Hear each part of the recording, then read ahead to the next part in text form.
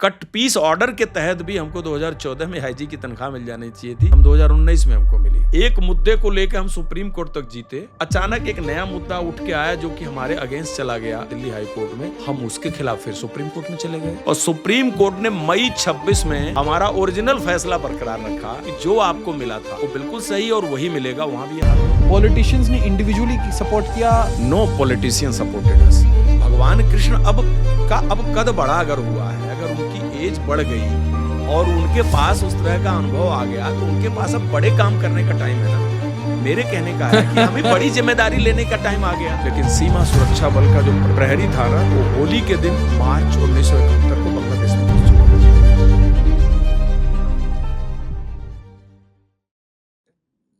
BSF के DIG रहे हैं आप। एनएनडी दुबे साहब, आपने गाजी बाबा का एनकाउंटर किया है। सर 5 गोली 6 या 7? 7 तो इंजरी के मार्क्स हैं, कुछ ज्यादा थी तो कुछ कपड़ों को चूम के निकल गई, लेकिन जिसका बॉडी से कांटेक्ट हुआ वो 7 है। और शरीर और में उसमें कितनी? एक अभी, शरीर में हाँ वो सावेनियर एक अभी अंदर ही है, यूरिन ब्लैडर के ऊपर। वो तो सुपुर्दे खाक के समय ही जाएगा, तब तक तो साथ रहेगा। This is the souvenir I am carrying. Her her Mahadev. Sir तो फिर बिल्कुल पॉइंट पे आता हूँ। मैंने आपको बहुत अर्जेंटली बुलाया, बहुत रिक्वेस्ट किया मैंने आपको। थैंक यू, आपने टाइम दिया सर। ये अचानक से किसी भी टीम में आप देखिए, जो सेंट्रल आर्म्ड पुलिस फोर्सेस हैं वो कहीं ना कहीं आर्म्ड फोर्सेस और जो पुलिस है उसके बीच में आती हैं। दोनों काम, काउंटर इंसर्जेंसी, काउंटर टेरर, कभी नक्सल ऑपरेशन, ये 31 मार्च का जो डेडलाइन है, नॉर्थ ईस्ट में जाके काम करना, इलेक्शन ड्यूटी लगाना, कहीं राइट का सिचुएशन हो गया तो वो एनएसजी में जाके 26/11 में काम करना, या फिर वीआईपी सिक्योरिटी, हर जगह दे डिप्लॉयड।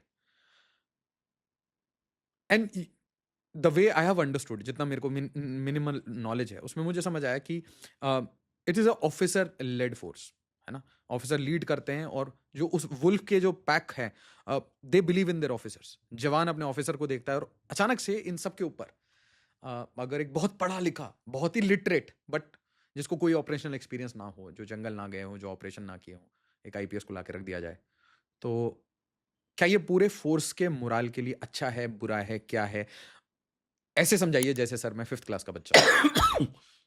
देखिए ये फोर्सेस जिसमें सीआरपीएफ, आईटीबीपी, बीएसएफ, एसएसबी और सीआईएसएफ, ये कुल मिला के 5 फोर्सेज बनती हैं जो कि सेंट्रल आर्म्ड पुलिस फोर्सेज में, जिनके पास एक बड़ा नेशनल सिक्योरिटी से रिलेटेड बहुत ही इंपॉर्टेंट एरिया है इनके पास। अगर आप देखें तो 1939 में सीआरपीएफ बनी, क्राउन रिजर्व पुलिस फोर्स, जो कि आज़ादी के बाद उसको सेंट्रल रिजर्व पुलिस फोर्स के नाम से जामा पहनाया गया। इसको बने हुए भी 75 साल हो गए सीआरपीएफ को बने हुए। 75 साल से force counter insurgency, law and order duty, इसके अलावा एंटी टेररिज्म और राज्य पुलिस के साथ कंधे से कंधा मिला के ये काम कर रही है और देश के अंदर सुरक्षा व्यवस्था दे रही है, और इसके बलिदान की लिस्ट भी बहुत बड़ी है। उसके बाद आया ना 1962, जबकि चाइना का भारत से वार हुआ, तो 1962 में यह महसूस किया गया कि इंडो चाइना बॉर्डर, जिसकी ऑलमोस्ट लंबाई 3500 किलोमीटर के आसपास है, इस पे आप राज्य की या कोई वहाँ की लोकल पुलिसिंग से ये चैलेंज आप डील नहीं कर सकते। तो भारत सरकार को एक Indo Tibetan border police force की संरचना करनी पड़ी, और वह दुनिया के सबसे ऊंचे माउंटेन्स हिमालयन रेंजेस के अंदर आईटीबीपी चाइना बॉर्डर को होल्ड किए हुए है एक चट्टान की तरह से। और उसका अफगानिस्तान के अंदर जो एक काफ़ी आपने देखा था कि कितना आर्म्ड स्ट्रगल लंबा रहा है, उसमें भी आईटीबीपी की डिप्लॉयमेंट इंडियन एम्बेसी की सुरक्षा के लिए और तमाम ऐसे कार्यों के लिए हुई है। उसके बाद आता है 1965 का जंग। आपको मालूम है कि भारत की पश्चिमी सीमा और जो उस समय अर्स्टवाइल ईस्ट पाकिस्तान हुआ करता था, इन दोनों की सीमा की लंबाई आप जोड़ दीजिए तो पूरे हिंदुस्तान के लैंड बॉर्डर का 50% है। 3200 कुछ किलोमीटर पाकिस्तान बॉर्डर, और east Pakistan erstwhile currently Bangladesh, उसके साथ 4200 किलोमीटर बॉर्डर है। अगर इन दोनों को ऐड करिए तो 15,500 किलोमीटर लैंड बॉर्डर का हाफ 50% इनके साथ है। और एक ऐसी फोर्स तब खड़ी हुई जब उस रेस्पेक्टिव स्टेट पुलिस यानी JNK, Punjab police, Rajasthan police, Gujarat police, जो कि वेस्टर्न बॉर्डर पे डिप्लॉयड थी और पाकिस्तान के खिलाफ बॉर्डर की सुरक्षा कर रही थी, वह पुलिस पाकिस्तान के नापाक इरादे से पैदा हुए युद्ध जैसे माहौल पे सस्टेन नहीं कर पाई। और बड़ा नेचुरल है कि पाकिस्तान से पैदा हुई चुनौती स्टेट पुलिस के कैपेबिलिटी के बाहर थी। ये उनकी गलती नहीं थी, उनका वो काम ही नहीं था। तब तक 65 वार हो चुका था और 1 दिसंबर 65 को border security force, world's largest border guarding force, create होती है 25 बटालियन के साथ, जिसका आज के तारीख में साइज 3.25 लाख है। और इसके 3.25 लाख की फोर्स है, primarily driven by the ground level officers, GD officers, जो इसको लीड करते हैं। क्योंकि इसके ऑपरेशन की total philosophy, it's a raised, it's institutionalised, इसका जो लीगल फ्रेमवर्क है, प्लस इसकी ट्रेनिंग, इसका ऑपरेशनल डिप्लॉयमेंट, इसके मैन पावर, इसका वर्क इथोस, इसका डिप्लॉयमेंट पैटर्न, ऑपरेशनल ड्यूटी और ड्यूटी अनटू डेथ, ये मोटो टोटल आर्मी से लिया गया है। और आर्मी के नक्शे कदम पे ही बीएसएफ एक इन्फेंट्री बटालियन के तौर पर स्थापित की गई थी, जिसकी जिम्मेदारी उस समय श्री के एफ रुस्तम जी, मध्य प्रदेश कैडर के जो आईपीएस अफसर थे, उन्होंने इस ऑर्गेनाइजेशन को इनिशियल डेज में रेज किया था और रेज करने में उनका काफ़ी बड़ा योगदान भी रहा है। तो ऐसे इस फोर्स की 1965 में स्थापना हुई और दुनिया की इकलौती सेंट्रल आर्म पुलिस फोर्स है जो स्थापना के 4.5 साल के अंदर वार लड़ी हुई है। एक ही डिसिसिव वार भारत का पाकिस्तान के साथ 1971 ईस्ट पाकिस्तान को आज़ाद करा करके बांग्लादेश का जमा पहनाना। उस वार में सीमा सुरक्षा बल ने एक्टिव पार्टिसिपेशन किया था वार के अंदर। और वार तो विंटर्स 1971 में शुरू हुआ, जबकि आर्मी कालम कूच किया, लेकिन सीमा सुरक्षा बल का जो प्रहरी था ना, वो होली के दिन मार्च 1971 को बांग्लादेश में घुस चुका था। और उन्होंने जो ग्राउंड वर्क किया बांग्लादेश के अंदर मुक्ति वाहिनी को ट्रेन करने में। ये एक मिनट, बीएसएफ, आरएनएडब्ल्यू, ये सब पहले से इनफिल कर चुके थे पैरा। एग्जैक्टली एग्जैक्टली मैं इंट एजेंसीज का तो बहुत बड़ा रोल रहा। हाँ, आपने एजेंसी का इंट नाम हो लिया गया, है। पैरा हो गया, और हाँ, हाँ, इनका क्या था कि पहले आपको रेगुलर आर्मी को घुसने से पहले रेगुलर आर्मी के लिए ग्राउंड तैयार करना था। जी, क्या होता, vital installation, vital points, bridges, culverts, उनके कम्युनिकेशन सेंटर, उनके वायरलेस सेंटर, उनके टेलीफोन एक्सचेंजेस, उनके कैंटोनमेंट का एरिया, उनकी सप्लाई लाइन, इस सारी चीज़ों पे को कब्जे में लेना था। कब्जे में मतलब कि मैं जब चाहूँगा ना तो ये बंद कर सकता हूँ और जब चाहूँगा तो उड़ा सकता हूँ। उसका पार्ट रही है बीएसएफ। और जो ओवरनाइट लाखों शरणार्थी ईस्ट पाकिस्तान से भारत की तरफ भागे, उनको 42 से और किलोमीटर के लैंड बॉर्डर पे बीएसएफ ने कैसे हैंडल किया, एक अपने आप में अलग कहानी है। कीलापाड़ा से लेकर वार की पूरी हिस्ट्री है। और पद्मा नदी के रास्ते से राजशाही कैंटोनमेंट में पहली रॉकेटरी का अटैक जो किया था सीमा सुरक्षा बल, वह रॉकेटरी जो टेकनपुर एकेडमी से तैयार की गई थी, उसका रोल रहा है। तो आप 1971 की कहानी जान ही रहे हैं। उसके बाद का लंबा इतिहास है।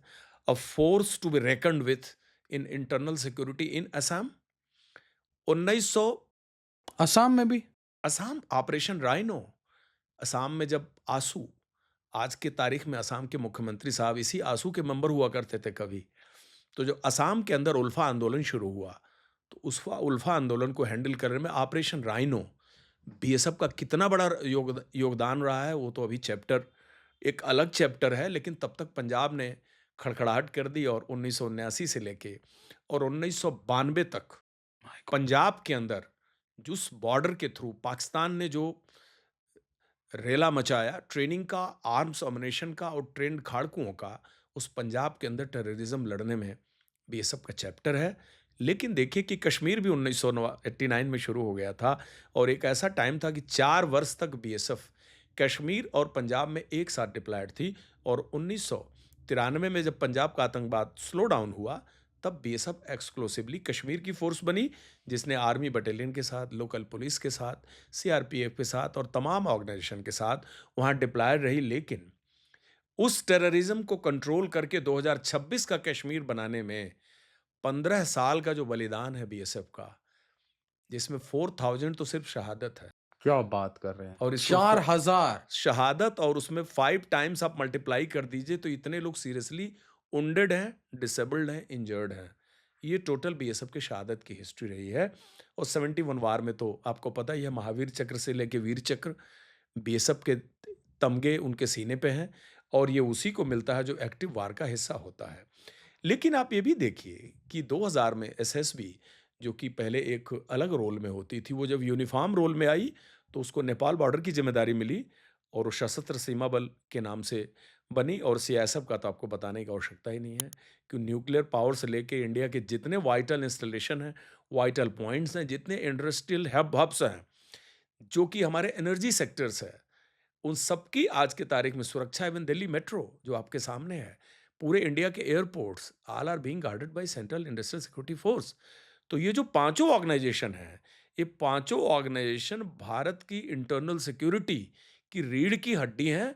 और बीएसएफ तो एक ऐसी ऑर्गेनाइजेशन है कि आपके हिंटरलैंड में 3200 किलोमीटर से लेकर 3000 किलोमीटर की भारत की जो लंबाई चौड़ाई है, इसके अंदर होने वाले सारे आतंकवादी घटनाओं को हैंडल करने और उसको कश्मीर में स्पेशली कंटेन करने में इसका बहुत बड़ा एक गोल्डन चैप्टर है। तो सर आपने 4000 बलिदान सिर्फ सिर्फ insurgency Kashmir. Insurgency Kashmir number इसी के आसपास है। It may not be exactly 4000 but it's close to that what I am saying. And you were very close to it. Kirti Chakra Yeah, लेके आए, you are alive, that's a gift. It's Seema Suraksha Bal ने मौका दिया कि कश्मीर में इतने बड़े ऐतिहासिक ऑपरेशन का पार्ट बनने का, उसको लीड करने का, और लीड फ्रॉम द फ्रंट। क्योंकि बीएसएफ के एक छोटे से ऑपरेशन को भी हमारा जो जवान है, जो नायक है, हौलदार है, लेस नायक है, सब इंस्पेक्टर है, अगर उस ऑपरेशन को ऑफिसर लीड करता है और करता ही है, तो उस ऑपरेशन का तो मज़ा ही कुछ और है। लीडरशिप उसकी बहुत ज़बरदस्त होती है, डिसीजन मेकिंग प्रोसेस। एनएनडी सर, आपको तो कीर्ति चक्र मिल गया, वी आर जस्ट थैंकफुल कि आप यहाँ पे हैं, अलाइव हैं, है ना। जिस स्थिति में इतनी गोलियां, तो ये जो ऑपरेशंस होते थे, ये जो रेड्स होते थे, कोवर्ट होता था, ओवर्ट होता था, तो इसमें साथ में आईपीएस जाते थे, ये भी क्या वेपन लेके साथ जाते थे? देखिए जो ऑपरेशंस होते हैं हाँ, इसमें बेसिकली जितने रेड ऑपरेशंस हैं, हाँ, कार्डन सर्च है, हाँ, प्लस टेरर सिचुएशन में, होल्ड अप सिचुएशन में घुसना है, हाँ, आतंकवादी को पिक करना है, ये जिसमें कहते हैं ना कि physical contact with the terrorist, हाँ, हाँ, ऐसी सिचुएशंस में बेसिकली ये बटालियन लेवल का ऑपरेशंस होते हैं। कमांडेंट एंड बिलो ही का ही इसमें मेन रोल होता है। और बीएसएफ की सारी battalion, BSF, CRPF, they are being commanded by the commandant rank, जो कैडर अफसर होते हैं। उसके नीचे सेकंड इन कमांड होता है, डिप्टी कमांडेंट होता है, असिस्टेंट कमांडेंट होता है, इंस्पेक्टर एंड अदर हायरार्की। तो बेसिकली जो कोर ऑर्गेनाइजेशन के अफसर होते हैं, इस तरह के रिस्क ऑपरेशन के डायरेक्ट पार्ट वही होते हैं। बाकी जो अधिकारी होते हैं, जो प्रतिनियुक्ति पे आते हैं, उनका एक सुपरवाइजरी रोल होता है। प्रतिनियुक्ति मतलब डेपुटेशन। डेपुटेशन, उनका एक सुपरवाइजरी रोल होता है, जिसमें डीआईजी रैंक में तो बहुत ही कम आते हैं। बीएसएफ और सीआरपी जैसे ऑर्गेनाइजेशन में तो डीआईजी रैंक में पूरी पोस्ट ही लगभग खाली रहती है, मुश्किल से 10% पोस्ट भरती है या 12% पोस्ट भरती है। तो लास्ट में देखा जाए तो एक आईजी का लेवल है, जो उस प्रतिनियुक्ति पर आने वाले अधिकारियों का मैक्सिमम आईजी रैंक में वो आते हैं। और आईजी रैंक एक्टिव ऑपरेशन में हिस्सा नहीं लेता। I mean to very frank, उसको गोली जाके चलाना और किस कार्डन एज में घुसना, आते हैं ये आईपीएस ऑफिसर्स ये डिपेंड अपॉन लगभग? किस एज में उनके एंट्री हुई है। लेकिन मेरी जहाँ तक जानकारी है कि इनके इस ऑर्गेनाइजेशन में आने का जो रफली एज है, हाँ। वो करीब 39 ईयर्स, 38-39 ईयर्स के बाद आते हैं। जब इनकी उम्र 39 साल या 38 साल या करीब 40 के आसपास हो जाती है। और इनका कोई ऐसा ट्रेनिंग वगैरह होता है? बीएसएफ इनको ट्रेन करती है? जैसे नहीं, बीएसएफ इनको ट्रेन, इनका मैंने असिस्टेंट कमांडेंट साहब का एक इंटरव्यू लिया, तो उन्होंने जी। बोला मेरा तो भूत बना दिया जवानों ने। मेरा वो तो ठीक है। तो वो इनका इसलिए भूत बनाते हैं नहीं बनाते? नहीं, ये इस जिस लेवल पर आते हैं उसमें शायद वह ट्रेनिंग इंडक्शन का पार्ट नहीं होता। इंडक्शन का पार्ट बेसिकली फेमिलराइजेशन होता है, अच्छा। जिसको फोर्स से फेमिलराइज होते हैं। जैसे आप किसी डिपार्टमेंट में गए प्रतिनियुक्ति पे, तो आप उसके ऑर्गेनाइजेशनल स्ट्रक्चर, उसके हेडक्वार्टर, यानी उसकी एक मालूमात, आउटलाइन मालूमात आपको दी जाती है। बट इस मालूमात का कोई आपको बीएसएफ की चुनौतियों और ऑपरेशनल रिक्वायरमेंट के हिसाब से आपको प्रिपेयर थोड़ा किया जाए, ऐसा कुछ नहीं है। साहब, सॉरी टू से बट थोड़ा कॉलोनियल लग रहा है। साहब आए हैं, मैं लाट साहब आए हैं, है ना? वो उनको पूरा ये मतलब ये तो इसका बड़ा एक स्पष्ट रूप है कि एक आईजी लेवल में जो इंडक्ट होगा, हुँ, उसकी ये सब ट्रेनिंग तो होती नहीं है। ओ, बड़ा लाज़मी सी बात है, ये सब ट्रेनिंग का एक एज है। आप 20, 22, 24 साल में डायरेक्ट एंट्री घुसते हैं ऑर्गेनाइज़ेशन के अंदर, आप एक असिस्टेंट कमांडेंट से करियर शुरू करते हैं, डिप्टी कमांडेंट बनते हैं, 2IC बनते हैं, बटालियन कमांडेंट बनते हैं। वह एक ऑपरेशनल ड्यूटी का पार्ट है। आप एक्टिव बीएसएफ या सीआरपी के जो रोल एंड टास्क को मीट करने के लिए, अब तो बदकिस्मती ये है कि 28-28 साल की नौकरी तक भी कमांडेंट नहीं बन रहे हैं। जिनकी नौकरी 28 बरस हो गई, 52 साल की उम्र है, वो भी कमांडेंट नहीं बने क्यों? प्रमोशन में। क्यों? वो इसलिए नहीं बने कि जो प्रमोशनल रेवेन्यूज़ हैं इन ऑर्गेनाइजेशन में बिल्कुल चोक हो चुके हैं, और ये बात सरकार को पता है, बहुत सालों से समझाइए ऐसी तो ये बातें क्या हैं। है आप जो बोल रहे हैं? ये बिल्कुल 5 साल 5th क्लास के बच्चे की तरह समझाइए, क्या ये होता है ये? सिचुएशन ये है कि हाँ, इन विभागों में ऑफिसर, ग्रुप ए ऑफिसर पर एंट्री लेवल जो है वो assistant commandant, oblique deputy SP, oblique company commander, ये तीनों पद एक ही हैं, लेकिन इन मुख्तलिफ विभागों में उनको इन नामों से जाना जाता है। इनका लेवल सेम है। ये भारत सरकार के ग्रुप ए गेस्टेड अफसर हैं, जो इनकी एंट्री होती है। एंट्री होने के बाद एंट्री लेवल में तो पोस्टें होती हैं, यानी आप एज ए डीएसपी भर्ती हुए, उस लेवल में आपके पास पद होते हैं। 4,000, 3,000 depending upon the size of the force आपके पास पद होता है। इस पोस्ट को से ऊपर अगली लैडर पे जाने के लिए अगली सीढ़ी डिप्टी कमांडेंट की होती है। Additional SP, SP, deputy commandant जो कह लीजिए, उस लैडर पे जाने के लिए आपको वैकेंसी चाहिए। यानी ये वैकेंसी बेस्ड प्रमोशनल एवेन्यूज बने हुए हैं इस ऑर्गेनाइजेशन में। पिरामिडल है मतलब ये भी? और एक पिरामिड, और जो पिरामिड है वो इतना डेंजरस है कि 13-13, 14-14 साल से assistant commandant oblique deputy SP rank में लोग बैठे हुए हैं। यानी एक आदमी अगर 2013 में भर्ती हुआ तो 2025 में भी उसी रैंक पे बैठा हुआ है, और वह ऑफिसर इस ऑपरेशनल टीम का हेड होता है। तो फिर तो उसके उसे जाना पीछे पड़ेगा ना?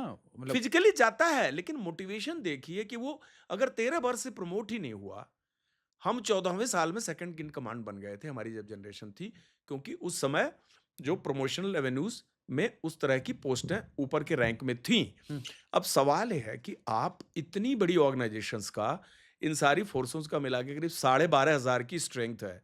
अगर इनके प्रमोशनल एवेन्यूज को आप मूव नहीं करोगे, मोबिलाइज नहीं करोगे अपवार्ड्स, तो इनका मोटिवेशन क्या रहेगा? आप बताइए, 52 साल का आदमी कमांडेंट नहीं बना, 52 साल की उम्र में बन गया कमांडेंट, 53 साल की उम्र में बटालियन क्या कमांड करेगा आशीष जी? कैसे करेगा?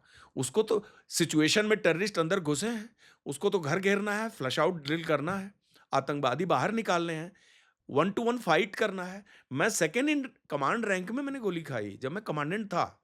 मतलब कमांडेंट के असाइनमेंट में था, पद मेरा सेकंड इन कमांड था, तब मेरी 39 ईयर्स एज थी, 40 ईयर्स एज थी। मैं 8 गोलियां झेल लिया, मैं उनसे उबर भी गया। मेरी सर्जरीज मल्टीपल मल्टीपल सर्जरीज हुई। मैं 4-5 साल एडमिट था, क्योंकि उस एज में मैं उस रिस्क को झेल गया। शरीर पे हुए जख्म जो कि उस ऑपरेशनल सिचुएशन से पैदा हुए हैं, क्योंकि मुझे उस रैंक में वो ऑपरेशनल सिचुएशन खुद डील करनी है। वो डील करने कोई बाहर का नहीं आता। वो अपना अफसर कैडर का जो कंपनी कमांडर है, जो डिप्टी एसपी है, जो एडिशनल एसपी है, एसपी लेवल पे है, कमांडेंट लेवल पे है, उसको खुद जाना पड़ेगा। वो ऐसा नहीं कह सकता कि नक्सल्स ने जगदलपुर के एक जंगल में एक जगह कैंपिंग कर रखी है और आप रात को जाकर के रेड करके चले आइए। ऐसा संभव ही नहीं है। ये हमारी सिखलाई का ही पार्ट नहीं है।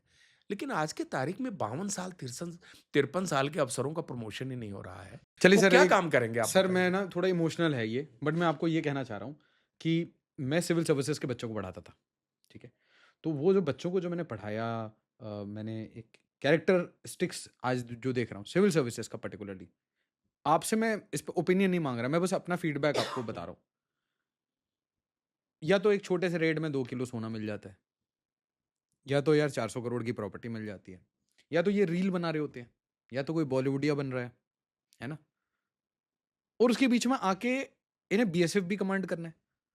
तो ये विरोधाभासता नहीं है मतलब? ये वि टैलेंट मतलब मैं why I am really frustrated with this fact that top IITians of this country कल इलॉन मस्क एक ट्वीट मारता है कि ना चैपल लॉर्ड को मैंने हायर किया। This guy was a IIT Bombay computer science graduate और इसको इलॉन मस्क हायर कर रहा है। और हम जिनको सेलेक्ट करके बेस्ट कैंडिडेट्स आईएएस आईपीएस बना रहे हैं वो रील बना रहे हैं उसी प्लेटफॉर्म पे। ये क्या विरोधावस्था है? और जब हमारे पास एक फोर्स है, उसमें जवान हैं, ऑफिसर्स हैं, ऑपरेशंस करके आए हैं, तो फिर ये बाहर से इंपोर्ट ड्यूटी क्यों लगाना है? ये इंपोर्टेड ऑफिसर क्यों लाने हैं? ये कौन सा कॉलोनियल ओवरहैंग है कि सबको कंट्रोल करके रखना है? और कंट्रोल करके एग्जैक्टली क्या मिलेगा? देखिए, बहुत बड़ा फ्रस्ट्रेशन का कारण यही है। नहीं, आपको और कंट्रोल करके मुझे क्या मिलेगा ये मुझे बताइए नहीं, ना। अभी आज के तारीख में ऑफिसर्स वर्ग यही चीज को लेके ज्यादा परेशान है कि भाई आप गवर्नमेंट से, हमारा फ्रस्ट्रेशन ये है, हमारा तो फ्रस्ट्रेशन गवर्नमेंट से है कि क्या इतनी अहम बात गवर्नमेंट को नहीं पता है। वो मैं इसको इस तरीके से आपके सामने पेश करने की कोशिश कर रहा हूं कि ये जब डिपार्टमेंट्स बने, उस समय ऑर्गेनाइजेशनल स्ट्रक्चर्स को लीड करने की रिक्वायरमेंट अलग थी। ये ऑर्गेनाइजेशन 70 75 सालों से इवॉल्व किए, और इन 75 से लेके 79 80 सालों में देश की जो नेशनल इंटरनल सिक्योरिटी मैट्रिक्स है वो भी बहुत ज़्यादा चेंज हुआ। यानी हमने नई ऑर्गेनाइजेशंस खड़ी की, इन्वेस्टिगेशन की जरूरत पड़ी तो हमने एक इन्वेस्टिगेशन के लिए नई ऑर्गेनाइजेशन खड़ी किया, हमें फाइनेंशियल फ्रॉड की चैलेंजेस आए तो उसके हमले में एक नई ऑर्गेनाइजेशन खड़ी की। उसके बाद हमने अगर नेपाल बॉर्डर को सिक्योर करने की रिक्वायरमेंट आई तो हमने एसएसबी को खड़ा किया। हमें आतंकवादी घटनाओं से वीआईपी मारे गए और इतने बड़े अटैक हुए तो एक एनएसजी जैसे ऑर्गेनाइजेशन को खड़ा किया। तो जिस तरह से ऑर्गेनाइजेशंस इवॉल्व हुए उसी तरह से उसकी लीडरशिप भी इवॉल्व हुई। शुरू में इसकी रिक्वायरमेंट थी क्योंकि ऑर्गेनाइजेशन के एंट्री लेवल पे जो ऑफिसर्स आए थे उनको पदोन्नति करके और उस लैडर में पहुंचने के लिए समय लगता। वो चीज एक्सेप्टेबल है, वो हम समझ में आते हैं। फिफ्थ पे कमीशन, मतलब छठवें वेतन नहीं, छठवें पे कमीशन ने बात रिकमेंड की थी कि ये सारे ऑर्गेनाइजेशन सफिशिएंटली मैच्योर हो चुके हैं, इनके पास कैडर के पूल के अफसरों का सफिशिएंट रिजर्वायर है जिन्होंने इतने सालों तक उस ऑर्गेनाइजेशन की ऑपरेशनल ड्यूटी को बखूबी निभाया है और उसको पूरी चीज समझते हैं। ऑपरेशन मत बोलिए सर, मतलब मैं बच्चों के लिए कह रहा हूँ, ऑडियंस के लिए। आप ये बताइए जिसमें बुलेट खाने का रिस्क है। एग्जैक्टली मैंने वो ऑपरेशन शब्द इसलिए किया कि एक प्रोफेशनल लाइन वही इसलिए कह दिया, बट हाँ, उससे लाइफ रिस्क। उस life risk of risk of getting killed और risk of getting seriously injured, हाँ। ये दो रिस्क इन ऑर्गेनाइजेशन में हर जगह होते हैं। हम्म। अब सवाल यह है कि जब पे कमीशन ने रिकमेंड कर दिया कि ये ऑर्गेनाइजेशन के पास सफिशिएंट पूल है क्योंकि इन ऑर्गेनाइजेशंस के अफसर जो है गवर्नमेंट को रिप्रेजेंट किए कि अब हम इस लेवल पर आ गए हैं, भगवान कृष्ण अब कद बड़ा अगर हुआ है, अगर उनकी एज बढ़ गई और उनके पास उस तरह का अनुभव आ गया तो उनके पास अब बड़े काम करने का टाइम है ना। मेरे कहने का है कि हमें बड़ी जिम्मेदारी लेने का टाइम आ गया। तो बड़ी जिम्मेदारी लेने की बात तो सरकार ने सुनी नहीं, वो किसके दबाव में रहे हमें नहीं पता। अब आगे सुनिए। एक जितनी मिनट पार्लियामेंट एक जी मिनट, जी ये बड़ी जिम्मेदारी पे मेरे को बड़ी हंसी आ रही है। क्या बड़ी जिम्मेदारी? बड़ी जिम्मेदारी कि आप ऑर्गेनाइजेशन में काम कर रहे हैं, हाँ। मर रहे हैं, इंजर्ड हो रहे हैं, एक एक पदों में 12 12 13 13 साल तक सड़ रहे हैं, हाँ। आपका प्रमोशनल रेवेन्यू नहीं है, लेकिन आप आईजी लेवल पे, सीनियर एडमिनिस्ट्रेटिव लेवल पे आप नहीं जा सकते। आप जा भी सकते हैं तो पर्टिकुलर जो कोटा है उतने के ही अगेंस्ट ही जा सकते हैं। मतलब कि अगर हमारे पास 50 पोस्ट है तो 25 ही पोस्ट के अगेंस्ट हम जा सकते हैं। आप बताइए, इतनी बड़ी फोर्स है, 25 पोस्ट अगर आईजी रैंक में है तो उस 25 पोस्ट के लिए इतना बड़ा रिजर्वायर और पूल है जो एलिजिबल अफसरों का जो इंतजार कर रहा है। ट्रेन के कोच में 25 बर्थ है, आपने 50 बर्थ क्रिएट की, आपने बोला आपके लिए 25 ही बर्थ है, 25 बर्थ दूसरे के लिए है। किसके लिए? जो प्रतिनियुक्ति पर डेपुटेशन से पे आएंगे उनके लिए रिजर्व है। जो रिजर्व है 25 बर्थ वो डायरेक्ट आएंगे, लेकिन आप जो 25 बर्थ पे प्रमोट होके जा रहे हो आप कैडर से हो, आप कैडर के बिल्टअप हो। और डीओपीटी जो कि टोटल रिक्रूटमेंट रूल और सर्विस रूल की माई बाप है, उसके ओएम में लिखा हुआ है कि पदों पे प्रमोशन के मुद्दे पे कैडर के अफसरों का हक होता है। ऑब्वियस बात है sir. The feeder cadre sir forget BSF, priority. Sir forget BSF, forget anything. किसी जगह है, human resource, it's a human resource issue. The top talent should be there. Should be there. आप उस टैलेंट की filtering के लिए तरीके निकाल लो, उसके लिए क्लास तैयार कर लो, उसके लिए 10 क्यूआर रख लो कि नहीं भाई हमारी टॉप पोस्ट पे जो जाएंगे, चूंकि एक नेशनल सिक्योरिटी का मुद्दा है, बड़ी स्पेशलाइज्ड फोर्स है, तो इसके लिए हम क्यूआर ये बनाते हैं, इस प्रोसेस से जो गुजर के जाएगा बेस्ट 50 वो बैठेगा। दुख की बात देखिए कि उसमें डीआईजी रैंक में भी कुछ पोस्टें रिजर्व कर रखी हैं। आपको पता है डीआईजी रैंक की पोस्टें सालों साल खाली रहती हैं, क्योंकि प्रतिनियुक्ति पे आने वाले अफसर डीआईजी रैंक में आना पसंद नहीं करते, क्योंकि डीआईजी रैंक में DIG Gokul Nagar, DIG Aizawl, DIG difficult posting. DIG Kandhamal, उनको जो है ऐसे जगह जाना पड़ेगा पोस्टिंग डीआईजी रैंक में कि वहां जाना नहीं चाहते, वो पद क्यों खाली नहीं जाना रहते हैं। चाहते अब आप फिर? सुनिए, बताइए क्यों? क्यों नहीं जाना चाहते ऐसे? आपने जो शुरू में बात करी हुँ। कि लाइफ रिस्क एसोसिएटेड ड्यूटी से एसोसिएटेड जो ड्यूटीज है, उसके साथ मरने, गोली खाने का खतरा, डिफिकल्ट फैमिली से दूर, इतने डिफिकल्ट जगह में जाकर के सेक्टर कमांड करना, गोकुल नगर, कुपवाड़ा, बांडीपुर, ये सारे यहाँ डीआईजी नहीं भोज जाना चाहते। यहाँ नहीं जाना चाहते। एज ए अ, रिजल्ट वो बस में वो सीट खाली रखती है। अब वो ये भी देखिए, वो जो सीट खाली रहती है, कैडर के अफसरों को आप वो भी नहीं देते। अच्छा। भाई आप वो सीट यूज भी नहीं कर रहे हो, लेकिन कैडर में जो लोग 30-30 साल से नौकरी करके बैठे हैं और वो क्यूआर और सर्विस रूल, रिक्रूटमेंट रूल की अर्हता पूरा कर रहे हैं, उनको भी प्रमोट होके नहीं जाने दे रहे हो। अब होता क्या है, तो कैडर हर साल भिक्षा मांगता है कि माई बाप सरकार, ये पद खाली हैं, इस पद पे तो हमें जाने दो, आप यूज भी नहीं कर रहे हो, आपके पास 4 गाड़ी है, आप यूज एक भी नहीं कर रहे हो, तो ये आपको आपको लॉलीपॉप देंगे, आपको आपको सड़ाएंगे। 3 महीने 4 महीने के बाद प्रपोजल जाएगा, तो उसमें कुछ पोस्टें डाइवर्ट कर देंगे। जैसे इसमें बीएसएफ जैसे ऑर्गेनाइजेशन में 15 पोस्ट डाइवर्ट की है, और ये डाइवर्जन 1-1 साल का करते हैं, ब्लैंकेट नहीं करते हैं। इस प्रोसेस में 6 महीना निकल जाता है। डाइवर्ट के बाद आपको पद मिला तो वो अफसर प्रमोट होके 6 महीने तक उसका लाभ उठा लेते हैं। अब अगले साल फिर प्रपोजल जाएगा। डीओपीटी ने नंबर ऑफ टाइम्स लिख के बोला, डीओपीटी ने कहा कि अगर कोई पद आप भर नहीं पाते क्या हो, आप बोल रहे हैं? आप 6 महीने ऑफिसर रहेंगे मान फिर लीजिए आप? आज मैं एलिजिबल हूं, सुनिए, ओ भाई। मैं आज एलिजिबल हूं, मैं डीआईजी बन सकता हूं, हुँ, लेकिन जब तक वो पद हुँ। जो कि जिनके लिए अलॉट है राजा बाबू। खाली पड़ा हुआ है, हाँ, वो डाइवर्ट नहीं होगी, मैं डीआईजी नहीं बन सकता। ठीक है। तो डीओपीटी ने लिखा कि भाई ये पद भर नहीं रहे हैं, और आज से नहीं, हिस्टोरिकली कई सालों से नहीं भर रहे हैं, तो ये पद आप कैडर को दे दो ना पक्की तौर पे, क्योंकि वहां तो फीडर कैडर में लोग प्रमोट होने के लिए एलिजिबिलिटी लेके बैठे हुए हैं सालों से, उनको प्रमोट करके डीआईजी बना दो, इनका कोटा कम कर दो। आज तक सरकार ने नहीं किया। गवर्नमेंट का ही डीओपीटी मंत्रालय गवर्नमेंट को ही एडवाइस दे रहा है, और ये फाइलों में है कि भाई आप यूटिलाइज नहीं कर रहे हो।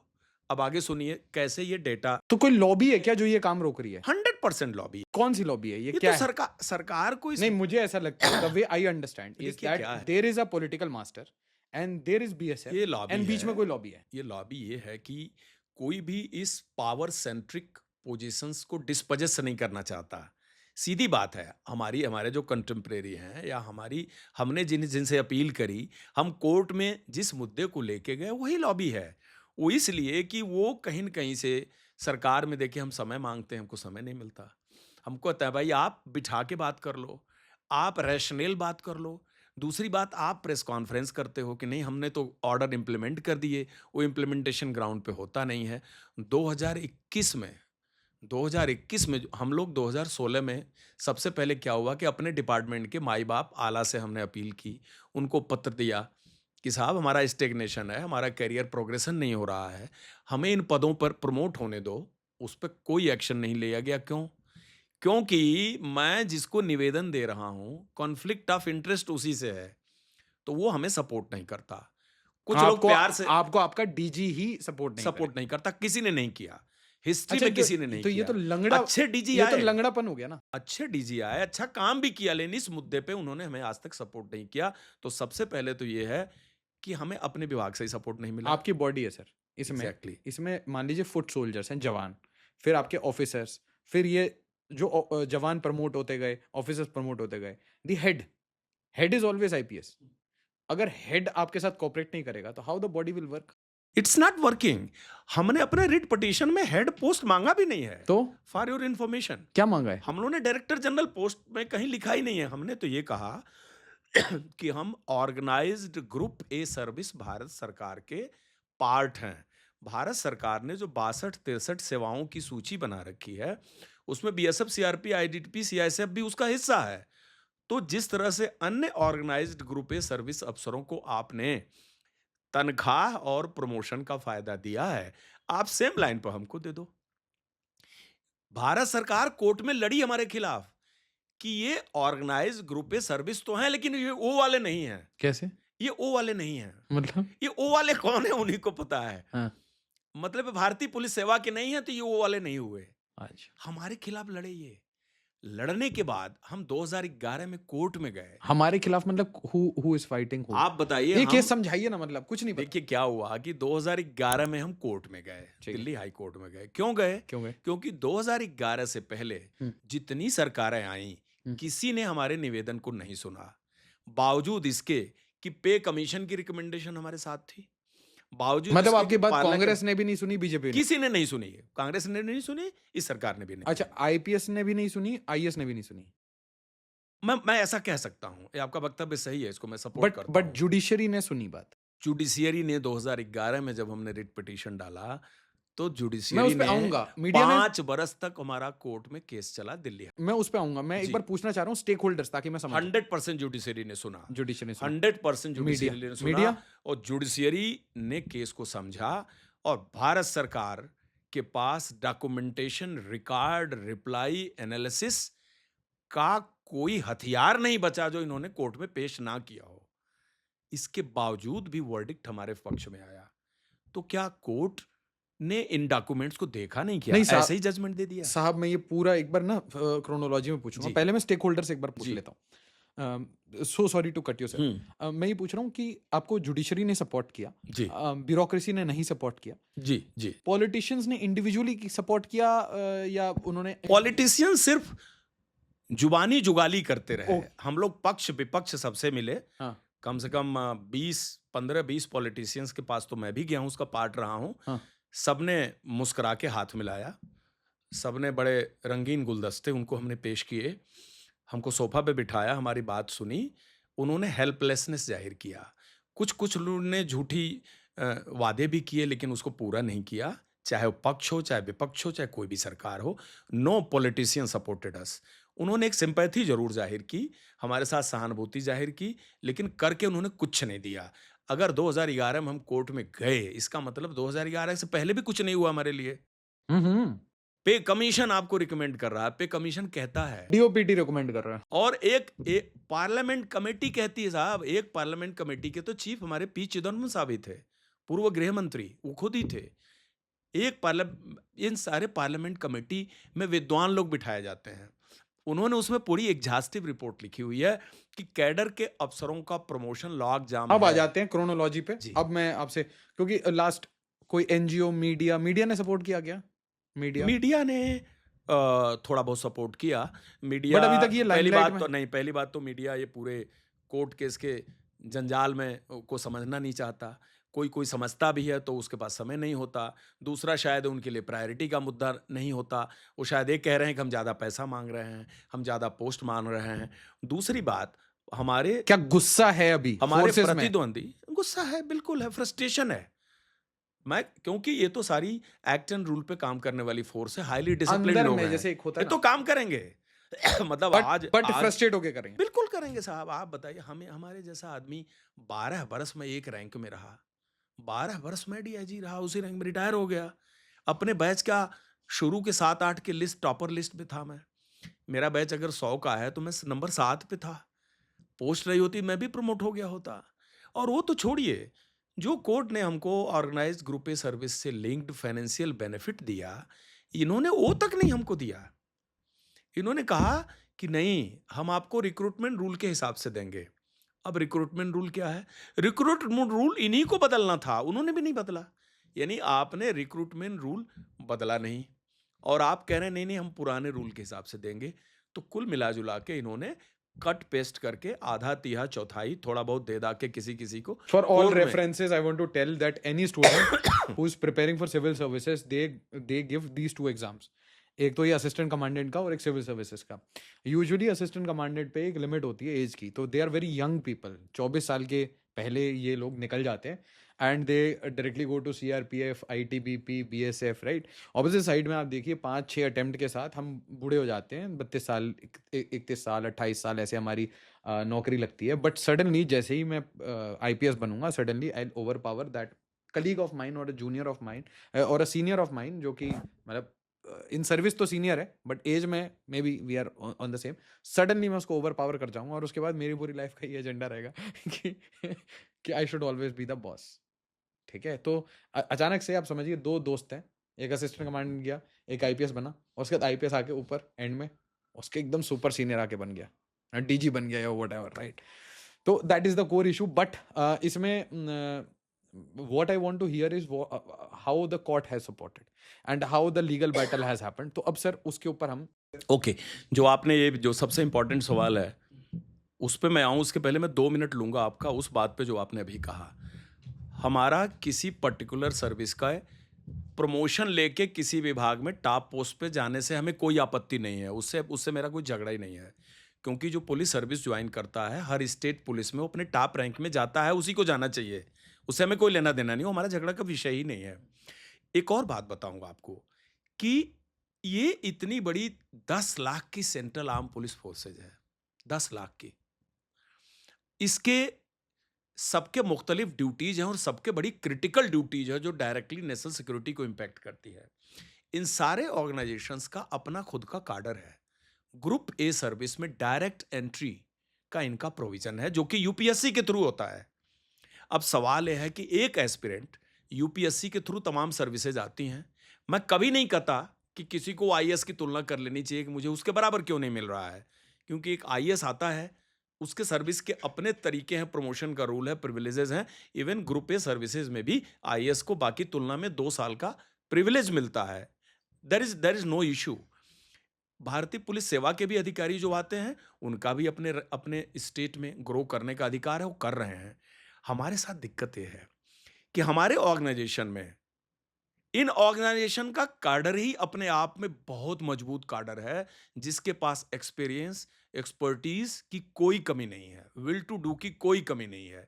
दे are fully competent to hold the senior ranks. अब आप नियम और प्रोविजन बना करके डेपुटेशनिस्ट को अगर ऑर्गेनाइजेशन के अंदर लाते हो, खास करके आईजी लेवल पे, डीआईजी लेवल पे, फ्रस्ट्रेशन नहीं होगा. एक 21 साल का अफसर भर्ती हुआ, वो 13 साल में डीआईजी बन गया, 34 साल में वो डीआईजी रैंक में डेपुटेशन पे आता है, जिस समय 52 साल का आदमी कमांडेंट नहीं बना हुआ है. 34 इयर्स का डीआईजी है उसका, उसके 53 साल हो गए, सीईओ नहीं बना हुआ है. Do you think that you will lead the organisation? कैसे करोगे आप? अब आप सुनिए, 59 इयर्स का आदमी रिटायरमेंट के कगार पे है, वो वेट कर रहा है कि मेरी डीपीसी हो तो मैं रैंक लगाऊं 1 महीने के लिए, ठीक है. और 40 इयर्स का अफसर उसका ऊपर आईजी बन के आता है. ये तो है डेपुटेशन की जो हमारे यहाँ डेकोटोमी है. जो डेपुटेशन के दुख है वो तो ये है. अब आप सुनिए, आप हमारे पदों के अगेंस्ट आ रहे हो. अब आप कहते हो नहीं, रिक्रूटमेंट रूल में मेरे पास तो 50% रिजर्व है. अब ये आपका मकान है, किसी ने बोला नहीं इसमें 50% दूसरे के लिए हम दे देते हैं, वो रहेगा 50% में. तो एक तो आपको दुख होगा कि भाई मेरे में क्या कमी है, मैं पूरा हैंडल नहीं कर सकता. 50 पर आ भी गए आप, तो हमने ये कहा कि ये जिन स्टेट पुलिस से हमारे पास आ रहे हैं, हमको रिवर्स डेपुटेशन वहां दे दो, तो हमारे लोग कम से कम प्रमोट वहां हो जाएंगे. भाई राज्य पुलिस के अंदर आप ट्रेनिंग सेंटर्स हैं, उनके तमाम टेक्निकल सर्विसेज हैं, उनके एडमिनिस्ट्रेटिव सर्विसेज हैं, उनकी लीगल सर्विसेज हैं. एक राज्य से 20 अफसर हमारे यहाँ डेपुटेशन आया, हमारे 20 जो इंतजार कर रहे हैं इनको उनके राज्य में भेजो ना, एक्सचेंज ऑफ डेपुटेशन, तो हमारे कुछ लोग तो प्रमोट होंगे. वो भी किसी ने नहीं सुना. लॉ एंड ऑर्डर, कानून, इन्वेस्टिगेशन, ये कोई घर से सीख के आता है? कोई सीख के आता है? लॉ एंड ऑर्डर पे सीआरपी से बढ़िया काम किसने किया है? आप बताइए, कोई किया है? जितनी इन्वेस्टिगेशन एजेंसीज हैं, most of them are deputationist agencies. वो आज के तारीख में उन पे वहां पर इन्वेस्टिगेशन कौन कर रहा है? आप डेटा निकाल के देख लीजिए. 2016 में पार्लियामेंट के स्टार्ट क्वेश्चन हुआ था, उसका जवाब सबमिट हुआ था, मुझे पता है। क्या? एनएसजी, एनएसजी 100% डेपुटेशन ऑर्गेनाइजेशन है, 100% डेपुटेशन। उसमें किसी भी विभाग का आदमी जाता है, उनका कोई काडर नहीं है एनएसजी का। आर्मी भी है, आईपीएस भी है, सीएपीएफ के लोग भी हैं। डेपुटेशन ऑर्गेनाइजेशन है। तफ्तीशी ऑर्गेनाइजेशन जितनी है, वहाँ पर हर महकमे के लोग हैं, पुलिस के लोग प्राइमरीली हैं, ज़्यादा हैं, क्योंकि एक तफ्तीश का मुद्दा है, इन्वेस्टिगेशन में वो बेटर माने जाते हैं, एब्सोल्युटली फाइन। लेकिन यह ऑर्गेनाइजेशन जिनका 3-3 लाख का साइज़ है, ये बॉर्डर जैसी सुरक्षा देखती है। इसके पास इंटरनल सिक्योरिटी का पूरा कंप्लीट अम्ब्रेला है, होल्ड करती है। इसके काडर का अपना पूल है। उसके अंदर हाई पदों पे अगर आपको ज़्यादा ही प्यार है, आपको लगता नहीं border security is my baby also, internal security is my baby also, absolutely fine. आप काडर चुन लो ना। आप असिस्टेंट कमांडर लेवल पर आ जाओ इस विभाग में। आप भी काम करो ना हमारे साथ। आप उस रैंक में हमारे प्रमोशनल स्ट्रक्चर को ले लो। अब आप पद हमारे ऑक्युपाई कर रहे हो, प्रमोशन आप अपने तरीके से ले रहे हो, और एक्स कार्डर पोस्ट जो आपके राज्य का है वहां हमें जाने भी नहीं दे रहे हो। तो why you are not vacating, releasing the senior administrative grade post of IG for the cadre people? क्या फीडर कैडर में अफसरों की कमी है? क्या फीडर कैडर में कॉम्पिटेंट अफसरों की कमी है? ऐसा नहीं है। आईजी रैंक इस सरकार की समझ होनी चाहिए। ये तो सरकार को ही बात सोचनी चाहिए ना। हमने कहीं कहा क्या? हमने रिट पिटीशन में कहीं नहीं कहा कि डीजी पद जो है वो हमें चाहिए, हमको स्पेशल डीजी पद चाहिए। हमने कहीं कहा ही नहीं है, जजमेंट में भी नहीं है।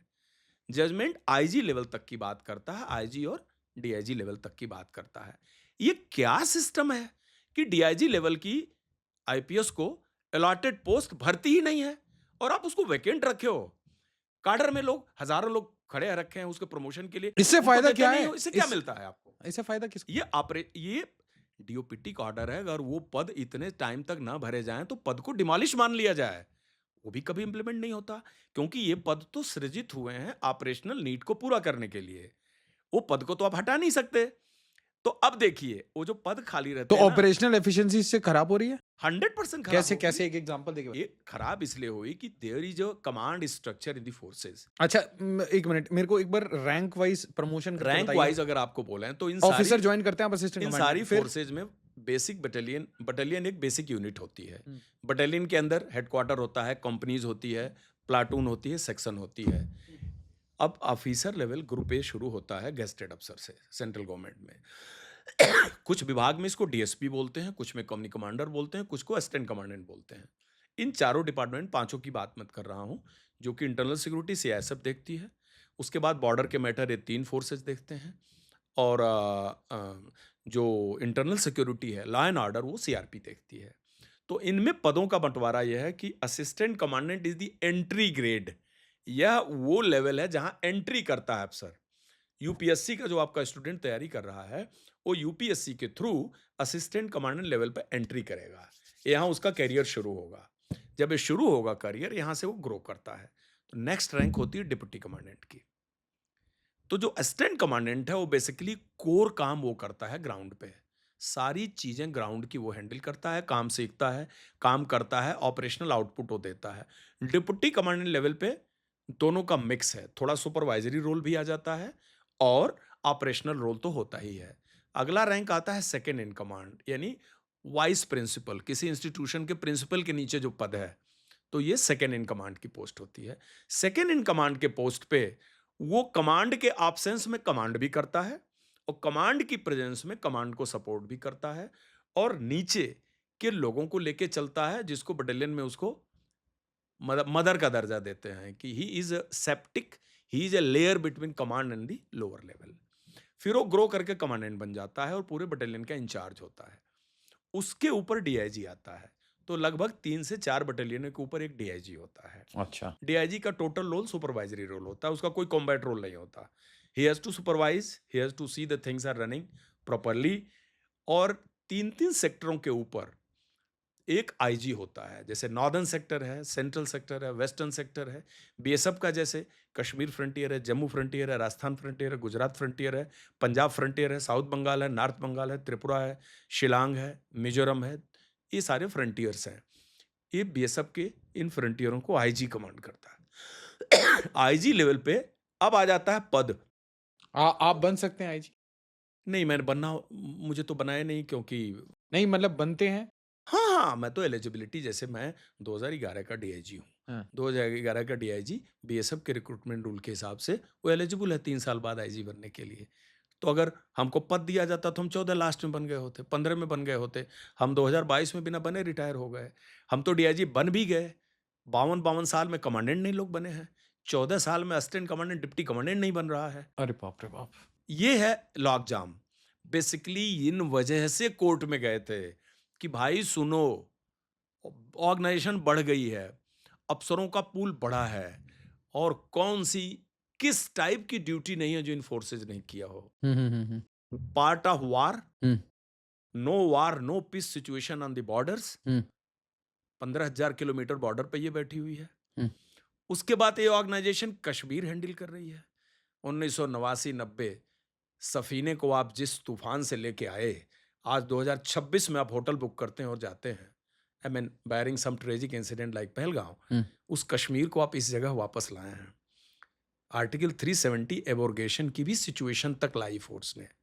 पुलिस अफसरों का बहुत बड़ा रोल रहा है, ऐसा मैं नहीं कह रहा हूं। कोई कंपटीशन ही नहीं है, मैं कंपटीशन पे बात ही नहीं कर रहा हूं। मैं तो एक नैतिकता हक पे बात कर रहा हूं। मोरालिटी पे बात है ये, मैं एथिक्स पे वो बात। बात कर रहा हूं कि भाई आज की तारीख में ये आईजी लेवल की पोस्टें तो छोड़ दो, आप डीआईजी लेवल की तो पूरी दे दो। डीआईजी लेवल की पोस्ट आप कंज्यूम भी नहीं कर रहे हो, जेब में रखे रहे हो।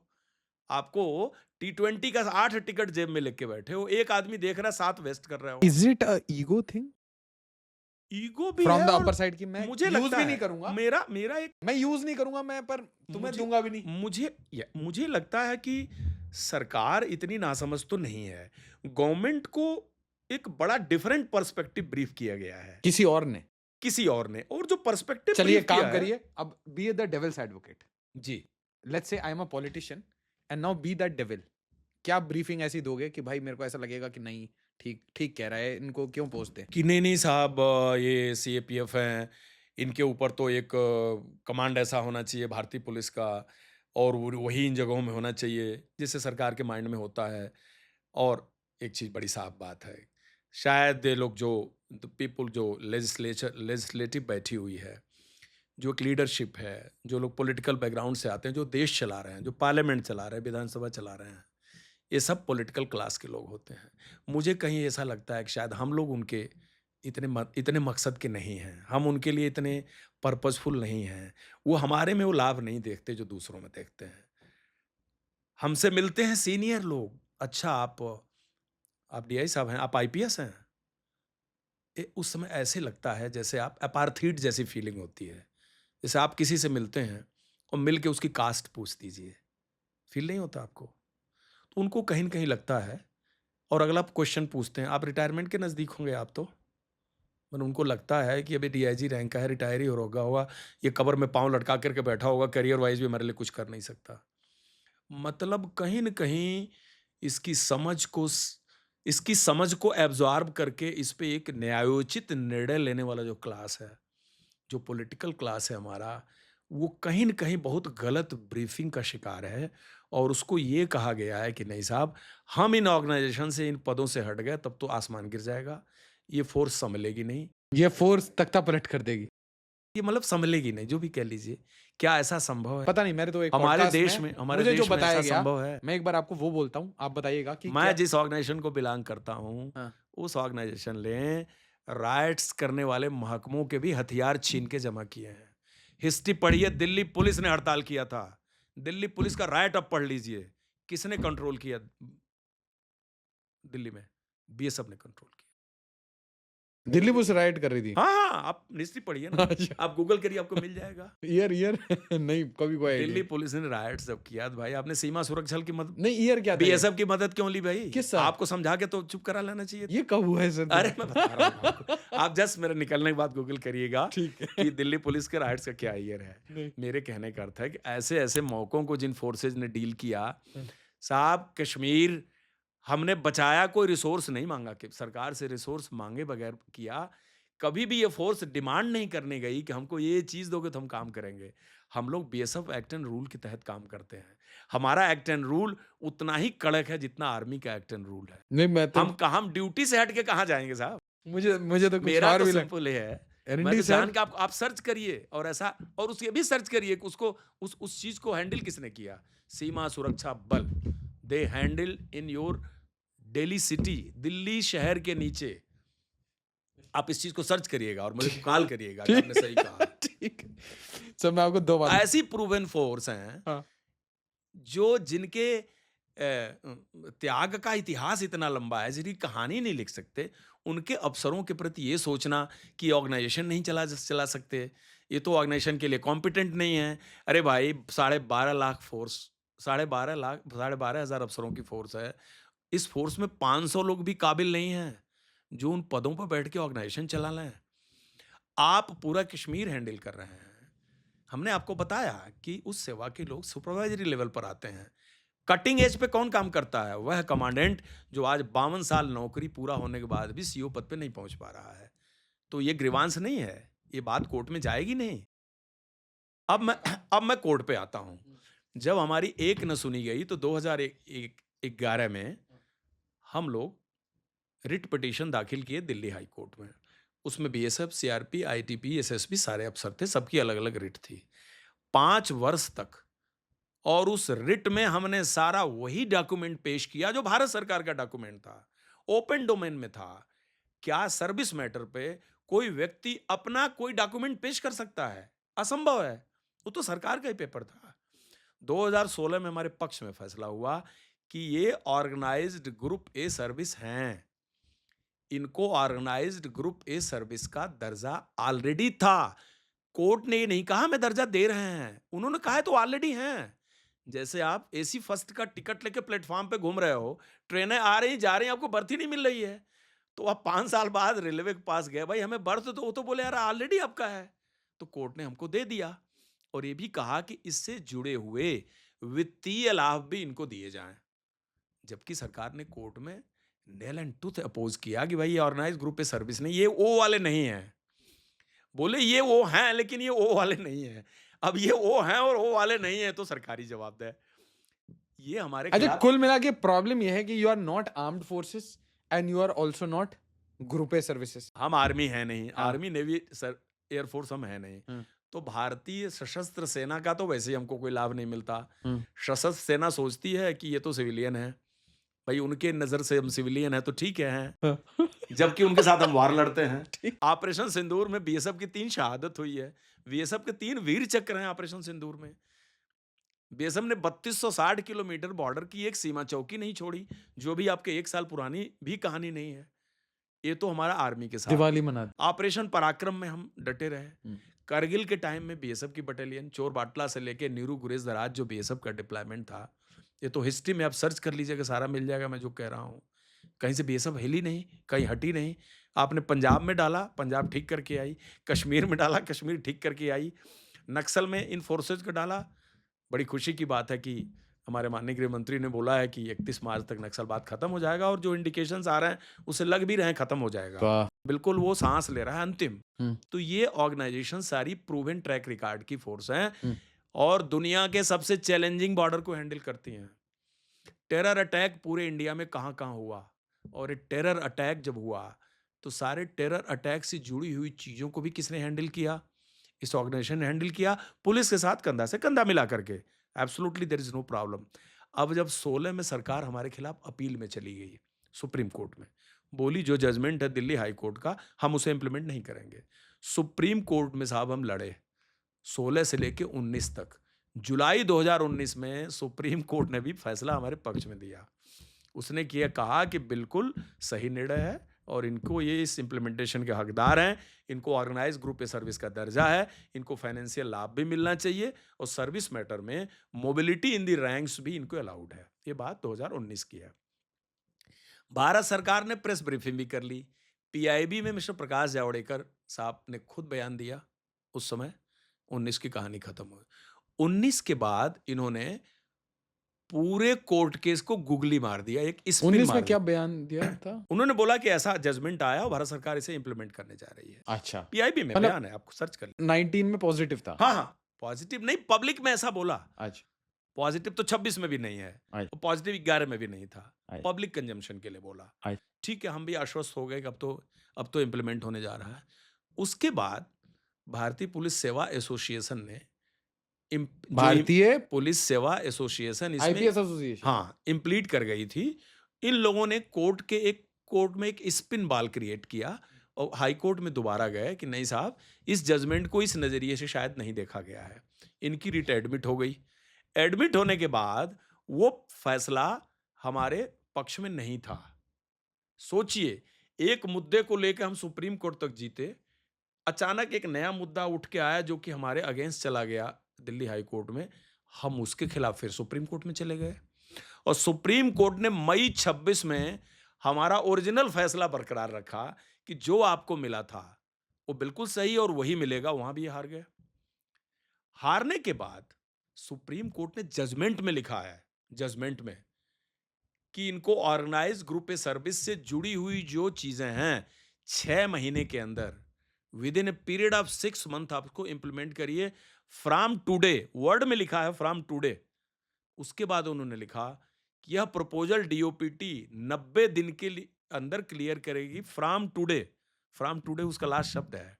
यानी supreme court was so clear in their judgement. अगला लिखा उन्होंने कि यह फैसला लागू करने से कैडर के अफसरों को निर्णय यानी जिसको कहते हैं ना डिसीजन मेकिंग कैपेसिटी में आने का मौका मिलेगा। यानी इन ऑर्गेनाइजेशन से रिलेटेड सुरक्षा मैट्रिक्स में जो निर्णय लिए जा रहे हैं उन निर्णय में इनको भी लगेगा ये उसके प्रतिभागी हैं। कैडर अफसर भी महसूस करेंगे कि वो इस सिस्टम के पार्ट हैं। ये उनके जजमेंट में लिखा गया है और लास्ट में उन्होंने लिखा कि आप इस निर्णय को इतने दिन के अंदर इंप्लीमेंट कर दीजिए। ये बात मई 25 की है। अब तो खत्म सारा कहानी। खत्म होने के बाद गवर्नमेंट रिव्यू पिटीशन में गई। एक नियम है उसमें कि रिव्यू पिटीशन में भी आप जा सकते हो। रिव्यू पिटीशन में होता है, गए क्यूरेटिव होता है और रिव्यू पिटीशन भी फरवरी में डिसमिस हो गई। इसी फरवरी 26 डिसमिस हो गई। कोर्ट ने कहा भाई अब इसमें कुछ भी नहीं है, जो है आप करो। भूसा है। अब क्या बचता साहब आप बताइए। ये ऑर्गेनाइजेशन के 12,500 अफसर अपने करियर की वह लड़ाई, जिस करियर के लड़ाई के क्लेम में भारत सरकार ने 15 वर्ष तक कोर्ट में साक्ष्य दिए, उसके हारने के बाद हम अब रिव्यू पिटीशन की अपेक्षा कर रहे थे क्या सरकार से? रिव्यू में गए फिर भी हार गए और अब जो उन्होंने एफिडेविट दी है फिर हम कंटेम्प्ट में गए। कंटेम्प्ट में उन्होंने एफिडेविट दिया है कि हम पार्लियामेंट के थ्रू कॉन्स्टिट्यूशनल अमेंडमेंट यानी लीगल प्रोविजन लेके आ रहे हैं और वो हम जल्दी लेके आने वाले हैं। क्या है वो लीगल प्रोविजन? लीगल प्रोविजन जिसके बारे में कोई बिल की बात आ रही है। लीगल प्रोविजन का की शब्दावली और उसका टेक्स्ट तो अभी हमें नहीं पता है, बट लगभग लेकिन अप्रत्यक्ष सूत्रों से जो जानकारी है वो यही है कि ये जो इन ऑर्गेनाइज्ड कैडर के तमाम डिपार्टमेंट्स जो BSF, CRP, ITBP, SSB, CISF के जो ऊंचे पद हैं यानी आईजी एंड अबव, ये आईजी रैंक में डेपुटेशनिस्ट के इंडक्शन को जारी रखेंगे। यानी कहानी वापस वहीं चली गई जो 2011 में हमने शुरू की थी। उसके अलावा क्या क्या करेंगे वी डोंट नो एनीथिंग, हमें कुछ नहीं पता, क्योंकि इसका सबसे पहला स्पिरिट था कि रिक्रूटमेंट रूल नया बनना चाहिए था कोर्ट के आदेश के अनुसार। उसके बाद सर्विस रूल नया बनना चाहिए था कोर्ट के आदेश के मुताबिक। जब तक आपसे मालवी जी, जब तक मैं आपके कोर्ट का साइज नहीं लूंगा हम कोर्ट कैसे बनाएंगे? नहीं बनाएंगे ना। सबसे पहले तो आपको उसके अनुसार चीज़ों को बनाना पड़ेगा। एक पैसे की कोई चीज़ इंप्लीमेंट नहीं हुई। हमारे जैसे लोग जो कि इस कट पीस ऑर्डर के तहत भी हमको 2014 में आईजी की तनख्वाह मिल जानी चाहिए थी, हम 2019 में हमको मिली। ठीक है, कोई उसका उत्तर नहीं। हमने एप्लीकेशन दिया, मेरे पास एक जवाब आ गया। सवाल यह है कि इस तरह की न्याय प्रक्रिया और इस तरह की इम्प्लीमेंटेशन प्रक्रिया बहुत फ्रस्ट्रेटिंग है। इससे बड़ा भारी मोराल पे असर पड़ रहा है, सोच पे असर पड़ रहा है। देखिए 15 वर्ष की लड़ाई छोटी मोटी नहीं होती है, वो भी न्यायपालिका में हमने लड़ा और आज के तारीख में आप लोगों के एज में ना बहुत ज़्यादा पेशेंस था यूथ में।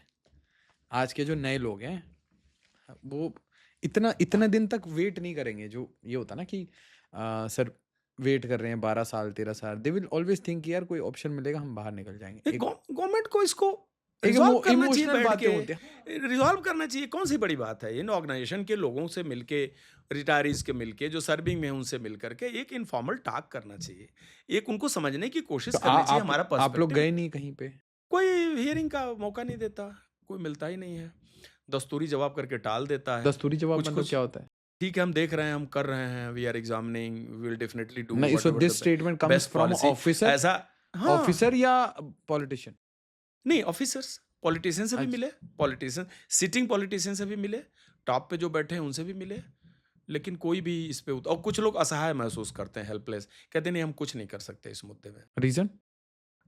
अब उनके पता नहीं दिमाग में ऐसा कुछ हो कि नहीं भाई, जो गवर्नमेंट ने मन बना लिया वो करेगी, उसमें कुछ कर तो सकते नहीं है। नहीं, और गवर्नमेंट जो मन बना लेगी उसको वैसे भी कोई नहीं रोक पाएगा, क्या कर सकते हैं हम लोग? हम तो अपनी बात ही कह सकते हैं कि आपने नहीं दिया ठीक है, लेकिन सुप्रीम कोर्ट के आदेश के बाद अगर आप लागू कर देते तब भी आपकी बड़ी बल्ले बल्ले हो जाती, आपकी इतनी इमेज बनती, आपका इतना इज्जत बढ़ता कि भाई देखो, और आप कह भी सकते थे कि भाई न्यायपालिका का आदेश हमने माना। उस आदेश के अगेंस्ट अगर आप कोई पार्लियामेंट में इस तरह का बिल लाते हैं जो पूरे 15 साल के न्यायिक लड़ाई से निकले हुए वर्डिक्ट को जीरो कर देता है, या कम से कम उसको असरहीन कर देता है, तो हमारे मोरल पर क्या असर पड़ेगा? हम तो ही मान के चलेंगे कि हमको जिनसे न्याय मिलना चाहिए था, जो सबकी सुनते हो हमारी नहीं सुने। और हैं कौन? ये सर्विस मैटर है साहब, ये कोई पॉलिटिकल इशू भी नहीं है, ये कोई ज़मीन जायदाद खेत का मुद्दा भी नहीं है, जंगल एनवायरनमेंट का भी मुद्दा नहीं है, कोई फैक्ट्री खोलने का मुद्दा नहीं है, कोई हम ऐसी चीज़ के लिए निवेदन कर रहे हों जो सरकार कर ही नहीं सके। ये तो सर्विस मैटर का मुद्दा है, उन्हीं कागज़ों पे आधारित जो भारत सरकार के खुद के पेपर हैं। सर्विस मैटर में तो हम पेपर गढ़ नहीं सकते ना, उस पे आधारित निर्णय को भी आपको अगर इतने एक्सपीरियंस के बाद क्या समझ आ रहा है कि कौन इसको स्टॉप कर रहा है देखिए, और उनका क्या फायदा होगा? मैं इन अधिकारियों के साथ भी बहुत क्लोजली काम किया हूँ, डेपुटेशन ऑर्गेनाइजेशन में किया हूँ, सफलता से किया हूँ। इनका बहुत प्यार, मोहब्बत, सपोर्ट भी हमको मिला है, there is no doubt about it. Personal life में तो मैं, आप कह लीजिए कि भारतीय सेवा के पुलिस अधिकारी भी बहुत अच्छे से हम लोगों के साथ हमारा काम हुआ है, और करियर प्रोग्रेशन में भी हमें मदद की है इंडिविजुअल लेवल पे। कहीं कोई शिकायत उनसे नहीं है, लेकिन मुझे लगता है कि कहीं न कहीं एक लॉबी है जो सर्विस के मुद्दे पर अपनी होमोजेनी छोड़ना नहीं चाहती है, इतने बड़े सीएपीएफ के उन पोजीशंस को जिस पे वो इतने सालों से बैठे हुए हैं। और इसमें भारतीय प्रशासनिक सेवा के अफसरों से भी मैंने बात करी, वो भी कहीं न कहीं इस मुद्दे पर उनके साथ हैं। उनका आपस में भी कुछ मुद्दों में डिफरेंस चलता है, विभेद चलता है, लेकिन इस मुद्दे में वो भी हमारे साथ हैं। कहीं न कहीं उनको ये लगता है कि यह नज़ीर कल को सिविल सर्वेंट भी अगर पेश बिल्कुल। किए तो उनकी अथॉरिटी को भी एक तरह से एक चैलेंज होगा। हम अथॉरिटी किसी की चैलेंज नहीं कर रहे हैं, हम तो सिर्फ ये कह रहे हैं कि ये सब इतनी बड़ी मे the organisations, best man win.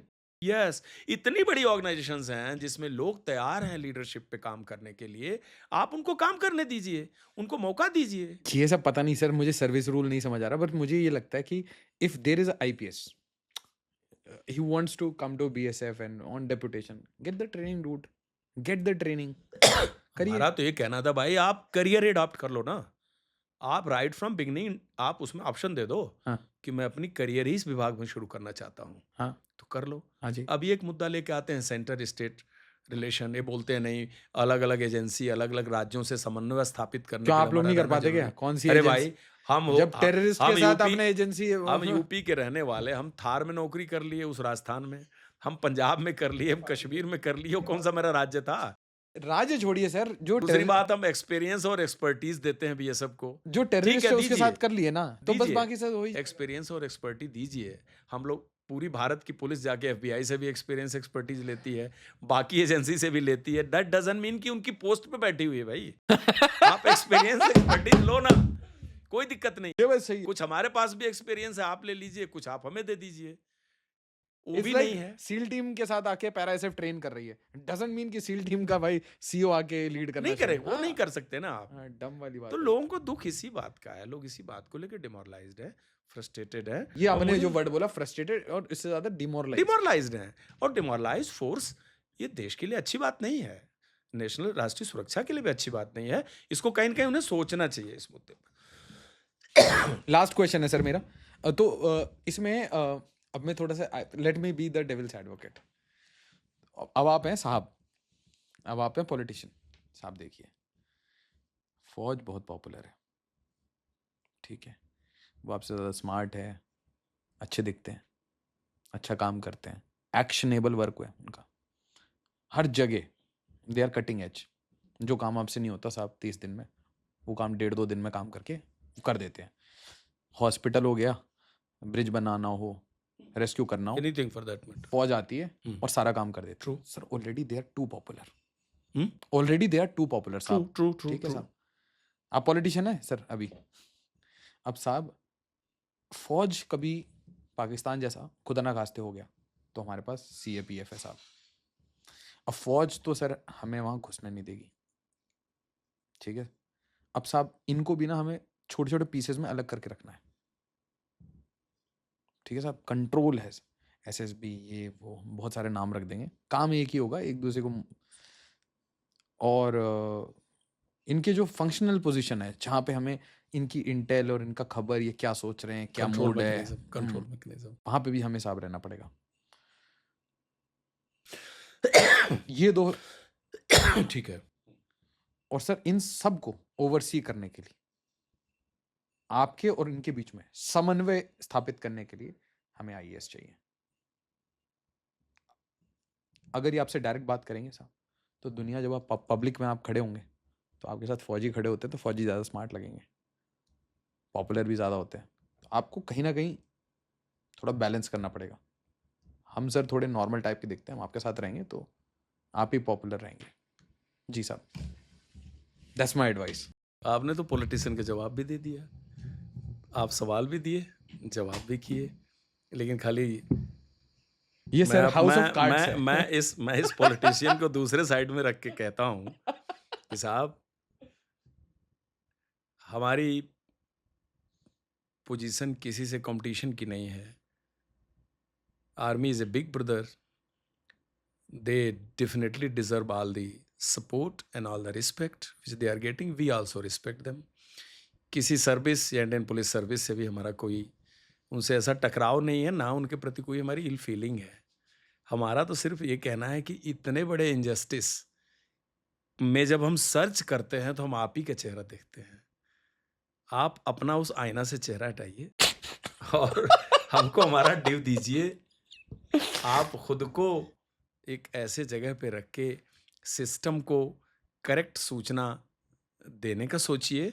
और आपके पास पूरा भारत है, पूरा एवेन्यूज़ है, आप एक्सपर्ट हैं, आप एक सेवा को बिलोंग करते हैं। आपके लिए पूरा हिंदुस्तान से लेके इवन आउटसाइड कंट्री पूरे एवेन्यूज़ हैं। स्टेट का लॉ एंड ऑर्डर आपके पास है, पूरी सिक्योरिटी आप देखते हैं, पूरा इंटेलिजेंस देखते हैं।